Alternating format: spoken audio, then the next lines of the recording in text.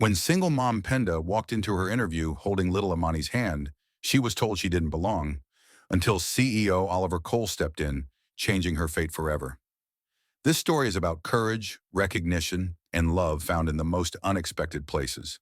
Before we begin, comment where you're watching from and rate this journey from 0 to 10 at the end. The alarm rang mercilessly at 6 a.m., pulling Penda out of shallow sleep. She lay still for a moment, listening to the hum of the city outside her small apartment window, and then forced herself to rise. Today was no ordinary day. It was the day she had waited for through months of rejection emails and silence. She moved quickly through the cramped space, smoothing the navy blazer she had pressed the night before and double-checking her resume in the worn leather folder. On the couch, 4-year-old Imani stirred under a blanket of cartoon characters, clutching her stuffed rabbit. Penda glanced at her daughter, a pang of guilt twisting through her chest. This interview could mean a real future, a chance to finally step back into the marketing world. But it also meant leaving Imani with the neighbor she trusted most. With her pulse quickening, she dialed Miss Dolores, the elderly woman who had promised to watch Imani that morning. The phone barely rang once before a frail voice answered, but the words shattered her plan like glass. "I'm sorry, honey. Fever got me overnight. I shouldn't be around anyone today." Penda's heart dropped as the kitchen clock ticked louder, each second mocking her dwindling time. "Please take care of yourself," she said quietly, though her voice cracked. She ended the call and stood frozen, the weight of the day pressing against her shoulders. No family nearby, no friends available, no backup plan left to grasp. She turned to find Imani blinking at her with sleepy eyes and asked in a whisper, "Mama, are we still going to the park?" For a long moment, Penda hesitated, then forced a smile. "No, baby, we're going somewhere else. Somewhere very important." Her hands trembled as she helped Imani into a sundress and slipped crayons and a sketch pad into her tote. The sensible thing would have been to cancel, to apologize, to reschedule. But a stubborn voice deep inside insisted this was the only chance she might get, and to walk away would mean more months of waiting, more bills stacked on the counter, more dreams slipping out of reach. Penda adjusted her blazer, held her daughter's hand, and whispered to herself, "We're doing this." The city streets stretched out in front of them, buzzing with commuters who seemed to have it all figured out. She walked briskly toward the sleek skyscraper that housed Colin Row Innovations, every step echoing her determination and fear in equal measure. The building's lobby shimmered with polished marble floors and glass walls that caught the morning light. The company's name gleamed in silver letters above the reception desk, exuding power and precision. Penda tried to steady her breathing, but her scuffed shoes tapped too loudly on the floor, betraying her nerves. The receptionist, a young woman in a sharp blazer, looked up and offered a professional smile that faltered when her eyes landed on the small girl by Penda's side. "Good morning," Penda said, her tone careful, controlled.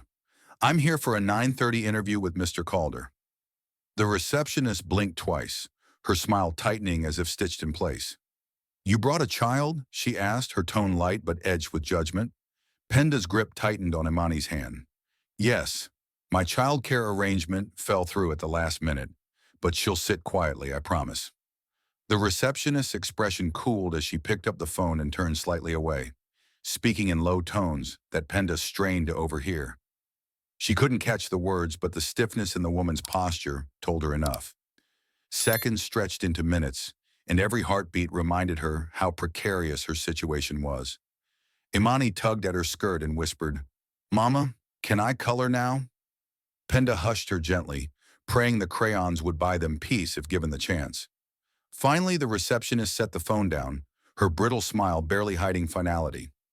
"Mr. Calder said, unfortunately, we won't be able to proceed today. Company policy does not allow children in interviews. You may reschedule." The words landed like a slap. Penda forced herself to stand tall, though heat rose in her cheeks. "I understand. Thank you for your time." She turned toward the exit, her future slipping like sand through her fingers. At that moment, the soft chime of the elevator doors broke the silence. A tall man stepped out, his tailored suit cutting a sharp line against the sterile lobby.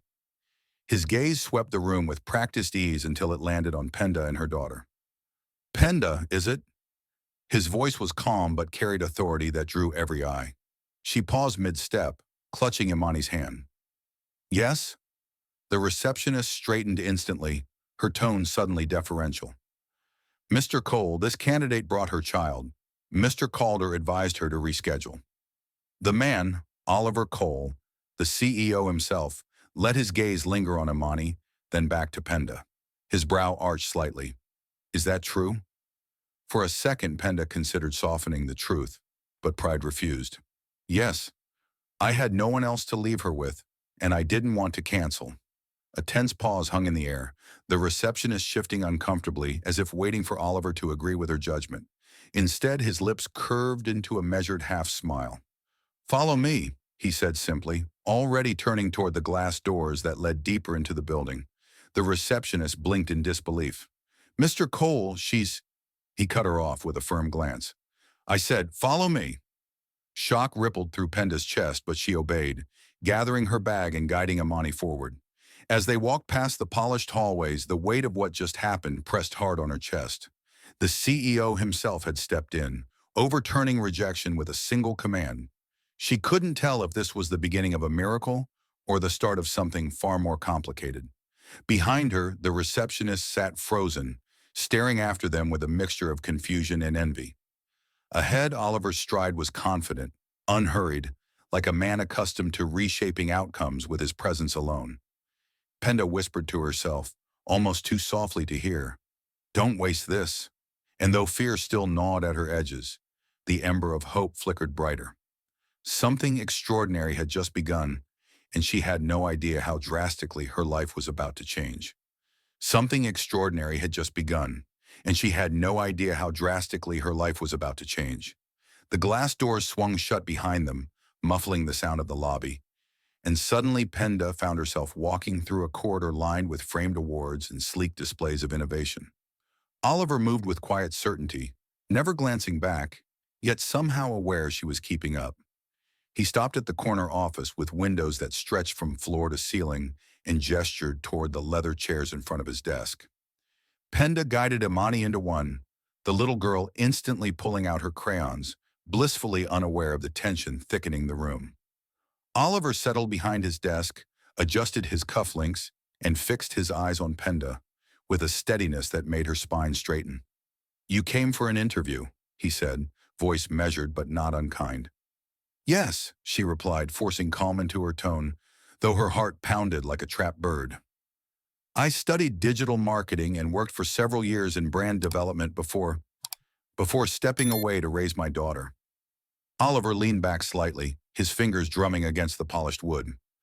And you were turned away in the lobby because of her presence? Penda nodded once. He regarded her in silence, and the weight of his scrutiny pressed hard against her composure. Yet she refused to look away. Then, without warning, he leaned forward. Let's skip the formalities. Consider this your interview. Tell me how you'd handle a mid-sized brand losing traction across platforms, but still holding a loyal base of customers.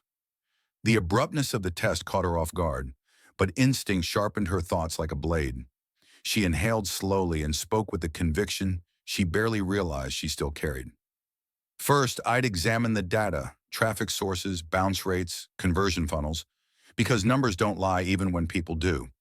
If engagement is down while loyalty remains, it suggests a disconnect in messaging. I'd audit recent campaigns, identify what resonated before, and track where they lost alignment. Then I'd listen to customer service feedback, because clients will always tell you what they value if you're willing to hear it. Finally, I'd design a re-engagement funnel, personalized emails, targeted social ads, maybe surveys with incentives, to remind their audience why they cared in the first place. Her words filled the quiet, and when she finished, the only sound was the faint scratching of Imani's crayon across paper.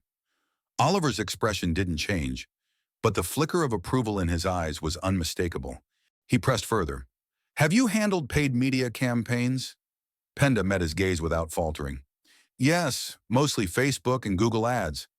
Budgets were small, but I learned how to stretch $50 into something that made an impact. I focused on precision targeting, compelling copy, and data-driven adjustments. I know how to make little things work. The last sentence slipped out almost like a confession, and for a moment her own words echoed back to her. Wasn't that her whole life? Oliver leaned back, tapping his fingers thoughtfully. Resourceful, he murmured, as if testing the sound of the word against her presence. Then after a pause that seemed to last forever, he stood. Come with me. She blinked, uncertain if she had misheard. Excuse me, but Oliver was already at the door. Bring your daughter. There's someone you should meet. Hesitation battled with trust, but the sheer force of his authority left little room for doubt. Penda gathered her things, took Imani's hand, and followed. They passed through another corridor where employees looked up from their desks, their curiosity barely hidden as the CEO escorted a candidate and a child. He stopped at a conference room where two women were hunched over a laptop and a whiteboard filled with sketches. Kayla, he called. One of the women turned, sharp-eyed and alert. This is Penda Matthews, Oliver said. She has experience in brand development and in strategy. Start her on contract, 90-day trial. Kayla's eyebrow arched. No HR process? Oliver's lips curved faintly. I am the HR process.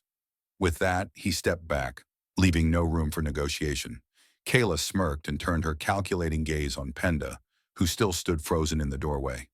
Show up Monday at 9, Oliver added, his tone final. Paperwork will arrive in your inbox. Penda opened her mouth, but the words tangled and refused to form. All she managed was a quiet, thank you. Oliver's gaze softened almost imperceptibly. Don't thank me. You earned this in 5 minutes. Then he nodded to Imani. And you, young lady, what do you think of your mom working here? Imani held up her rainbow drawing proudly. You can have this. Oliver took it with a smile. I'll hang it in my office. The weekend blurred past in a mix of nerves and preparation. Penda ironed her blouse until the seams were sharp, stitched a loose thread on her blazer, and packed Imani's things for the new daycare Oliver's assistant had recommended. Company-sponsored, fully covered. She cried quietly in the bathroom after receiving that confirmation, the weight of relief as heavy as any sorrow she had carried. Monday arrived with the sun blazing across the skyline, and Penda walked back into the lobby of Colin Row, this time without hesitation. She wore her heels like armor, her ID badge clipped firmly to her blazer. The receptionist looked up, recognition flashing in her eyes, but Penda didn't slow. She knew where she was going. The 12th floor buzzed with controlled energy, glass walls gleaming, whiteboards scrawled with logos and metrics, voices rising and falling in rapid discussions. Kayla greeted her with crossed arms and an appraising stare. Welcome. That desk by the window is yours. Temporary for now. If the trial goes well, we'll discuss permanent placement. Penda placed her bag down carefully, brushing her fingers against the surface like it might vanish. It wasn't a grand office, but to her it was a promise. By mid-morning, she was already buried in client metrics, her mind unlocking doors that had been closed too long. Marcus, a strategist with a quick wit and sharper tongue, leaned over her shoulder. You're the one Cole handpicked. Not exactly a typical hire. Penda flushed, but he shrugged. Relax. Anyone who gets the boss to pull a lobby rescue has my respect. Her first assignment came quickly. A struggling clothing brand targeting Gen Z women. The data screamed disengagement, yet Penda spotted potential buried in the numbers. She pitched a TikTok influencer campaign blended with live Q&A sessions, tapping into authenticity and community, rather than polished ads. Kayla overheard, raised an eyebrow, and said simply, "Put it on paper. I'll review after lunch." The rush of validation pulsed through Penda's veins. By the end of the day, she wasn't just the outsider clutching for approval. She was a strategist with ideas worth hearing. As she left the building with Imani's hand in hers, the city lights reflecting in the glass, she realized the 90-day clock had already started ticking, and every second would count. The 90-day clock had already started ticking, and every second would count. Yet as the days unfolded, Penda discovered that proving herself meant more than presenting clever campaigns. It meant navigating whispers, scrutiny, and expectations sharpened by envy. Colin Row's 12th floor was a hive of energy, and though her ideas gained traction, she often caught the flicker of glances and the hush of voices as she passed. The words were rarely cruel but always curious, echoing the same refrain. She's the one Oliver Cole brought in. Penda tried to ignore it, pouring herself into the numbers, into the storytelling, into the art of reviving brands. But silence in crowded rooms often cut sharper than outright dismissal. Still, she refused to shrink. She stayed late, asked the right questions, and refined every draft until even Kayla's sharp eyes softened with reluctant approval. Oliver, meanwhile, kept his distance, yet never vanished completely. Once a week, sometimes twice, she would find herself summoned to his office under the pretense of strategy reviews or cross-department updates, though the conversations often slipped beyond metrics. He asked about her perspective on client loyalty, then about resilience, and once, unexpectedly, about what drove her when everything else seemed stacked against her. Penda answered cautiously at first, then with growing candor, her guarded edges softening as she realized he listened. Not as a CEO dissecting performance, but as a man who understood struggle. On a rain-soaked afternoon, she noticed a photograph on his desk, two young boys standing stiffly in front of a brick group home. She hesitated before asking, and his reply was simple: foster care until 17. No drama, no embellishment, just fact. Something in her chest tightened because she recognized the quiet weight of growing up without anyone to catch you when you fell. That unspoken bond deepened one evening when she confessed, almost against her will, that she often felt like she wasn't enough for Imani. Oliver stood by the window, rain streaking the glass like silver threads, and said evenly, "No one feels like enough, not really until someone tells you that you are and means it." The words sank deep, lingering long after she left his office. That night when Imani unwrapped a gift from him, a sketch set filled with vibrant colors, her eyes lit up with wonder, and Penda realized this man noticed not only her work, but her daughter's spirit. Gratitude warred with hesitation. Kindness from a CEO could be interpreted as pity, yet the sincerity in his tone when he said, "She's talented," convinced her otherwise. Trust, fragile and tentative, began to take root. But trust is often tested in moments of crisis. One Friday morning, chaos struck again when the daycare called with a terse message. A plumbing failure, closure for the day. Penda stood in her tiny kitchen, gripping the phone, her mind racing through a list of non-existent options. Imani clutched her leg, wide-eyed and uncertain. "You're coming with me," Penda said finally, her voice steadier than she felt. Walking back into Cole and Row with her daughter beside her felt both familiar and terrifying. She braced for judgment, but when she explained the situation, Kayla barely looked up from her screen. "It's Friday. Half the team is remote. Finish the strategy document by 3, and you can bring a goldfish if you want. Just keep her crayons off my glass board." Relief washed over Penda, though she hid it behind a brisk nod. For the first hour, everything went smoothly.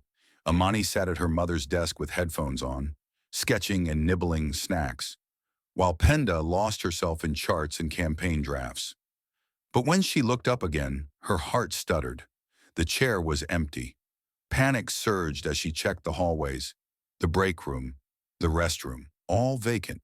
Her voice trembled as she called softly, "Imani?" No reply. Dread clawed at her throat, painting terrible possibilities she didn't dare name. Then she heard it. Laughter, bright and unrestrained, drifting down the corridor leading to the executive wing. She followed the sound, each step quickening until she reached the rooftop garden's open door. The garden was the company's hidden jewel, a sanctuary whispered about but rarely seen. Stepping outside, Penda froze. Amid carefully pruned hedges and fragrant rosemary, Oliver sat on a bench, a juice pouch in his hand, while Imani chattered animatedly beside him. "And then the squirrel tried to steal the cookie, but it was a trap," the little girl squealed, making Oliver chuckle with surprising ease. When Imani spotted her mother, she waved proudly. "Mama, look! Mr. Fancy showed me the secret garden." Penda's chest heaved with relief, but words tangled in her throat. Oliver glanced up, offering a half smile. "She wandered into the hallway. I thought I'd keep her company before she overthrew accounting." The attempt at humor softened the edge of Penda's fear, though her voice shook when she whispered, "Thank you." Oliver's reply was quiet but steady. You're not the only one making this work. Let me help sometimes. The sincerity of that moment settled over her like sunlight breaking through storm clouds. For the first time, she didn't feel like an intruder in the company's walls, nor like a mother apologizing for the existence of her child. Instead, she felt like someone seen, not for her mistakes, but for her effort, her fight, her refusal to let circumstance dictate her worth. Later, back at her desk, she found a small drawing tucked into her notebook. Three stick figures holding hands under a sun, one tall with square glasses, one with curls like hers, and one in a pink dress.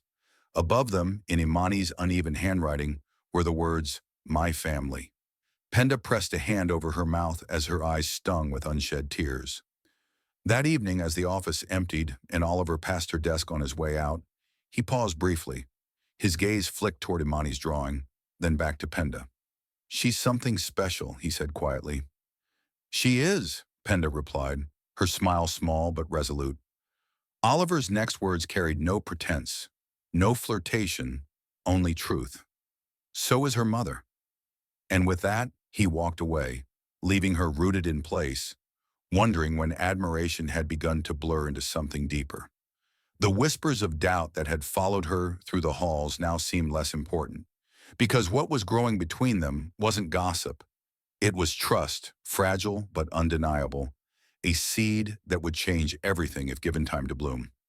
Trust, fragile but undeniable, had begun to take root, and as weeks turned into months, those seeds sprouted into something stronger, though neither Penda nor Oliver dared to name it aloud.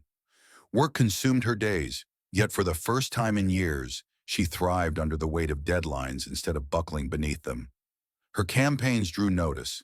Kayla's critiques softened into grudging praise, and Marcus admitted, half joking but not entirely, that she was raising the bar for everyone else. But recognition at work was only half the story. Beyond the glass walls and glowing screens, there was a quiet rhythm developing between Penda and Oliver, a cadence of subtle glances, measured conversations, and small gestures that carried more meaning than they were willing to admit. That rhythm came into sharp focus when a black envelope appeared on her desk, embossed with her name in gold. Inside was an invitation to the Colin Rowe annual gala, a night of chandeliers, champagne, and scrutiny from every angle. Penda stared at it for a long time, her pulse racing. She hadn't been to an event like that in years, and certainly not as someone expected to stand among the company's elite.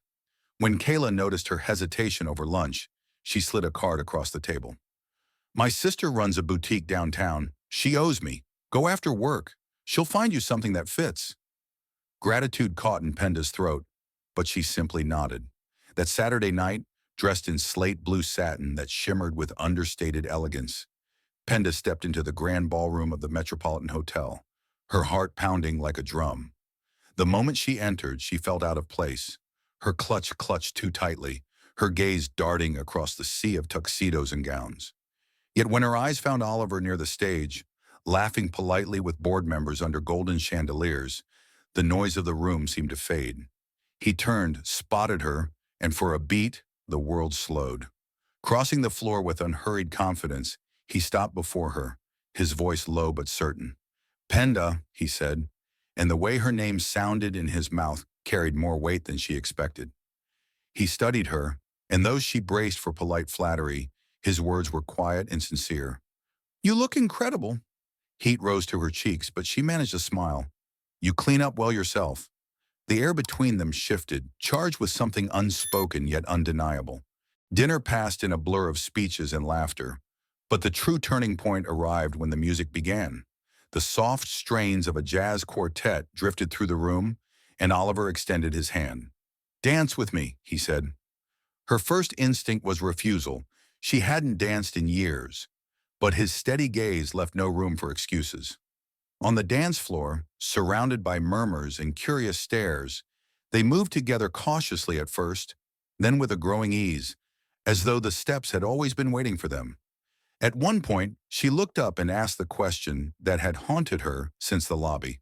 "Why me? You could have hired anyone, promoted anyone, but you saw me." His answer was simple, almost fierce. Because I know what it feels like to walk into a room and be told you don't belong. And I know how powerful it is when just one person believes you do. I saw that fire in you, Penda, and I still see it. Those words lingered long after the music ended, echoing as he walked her to her car under the glittering city lights. He didn't kiss her, didn't rush, didn't cross lines too soon. Instead, he tucked a strand of hair behind her ear and said softly, "I don't know where this will go, but I'd like to find out." Her reply, trembling but resolute, was, "So would I." It was not a declaration, not yet, but it was a beginning, and beginnings are powerful things. That night as she drove home, Penda felt something she hadn't in years. Hope, not for survival, but for more. The months that followed tested both her resolve and her heart. Professionally, she soared. Campaigns performed beyond expectations. Her promotion to project manager of client engagement became official, and she led her own team with precision and creativity. Personally, however, the balance wavered. Long nights at the office meant missed bedtimes with Imani, and guilt often pressed like a stone against her chest. Oliver noticed, of course. One evening, finding her hunched over spreadsheets long past midnight, he said quietly, "Go home. You've proven yourself. You don't have to burn out to belong." Tears threatened, but she admitted the truth. "I'm afraid of losing it all." His answer was steady, unflinching. "You won't, because you're not alone anymore." Their relationship deepened in the shadows before stepping into the light. For a while, they kept it private, careful not to invite gossip or doubt, but nothing stayed hidden forever. The first photo appeared in a local paper. Oliver at a community event with Imani perched on his shoulders, laughing as if she had always been his. The internet lit up with speculation, but instead of retreating, Oliver faced it head-on. At a press conference, he declared, "I built this company on authenticity. Penda Matthews and her daughter are part of that truth." He didn't apologize, didn't shrink, and his certainty steadied hers. For the first time, she wasn't merely surviving rumors. She was standing beside him, unshaken. Life shifted in quiet ways. Saturdays became family days at the farmer's market, where Imani tugged Oliver's hand from stall to stall, declaring him Mr. Fancy to every vendor who smiled at them. In the rooftop garden, the three of them planted tomatoes and watched them grow. The metaphor was never lost on Penda. One evening, as the sun bled orange across the sky, she whispered the words that had lived on her tongue too long. "I love you." Oliver, without hesitation, answered, "I love you too." The simplicity of it cracked something open inside her, replacing fear with a sense of peace. Eventually, moving in together wasn't a question of if, but when. Oliver's house became their home, and Imani's new room sparkled with glow-in-the-dark stars and unicorn decals. They weren't perfect. There were arguments, compromises, moments of doubt, but they were real. And one night, as Penda tucked Imani into bed, the little girl asked sleepily, "Are we a real family now?" Penda kissed her forehead and whispered, "We always were, but now we get to be one together." The words settled over her like a promise kept, not of rescue, but of recognition, of love chosen and built piece by piece. And for the first time, Penda allowed herself to believe that doors weren't just meant to close. They could also open wide, waiting for her to step through and stay. Thank you for staying with us until the very end of Penda's journey, a story of resilience, recognition, and love that blossomed against the odds. We'd love to hear your thoughts. What touched you most, and how would you rate this story from 0 to 10? Drop a comment below, share where you're watching from, and don't forget to subscribe for more heartfelt stories. Until next time, take care and see you soon.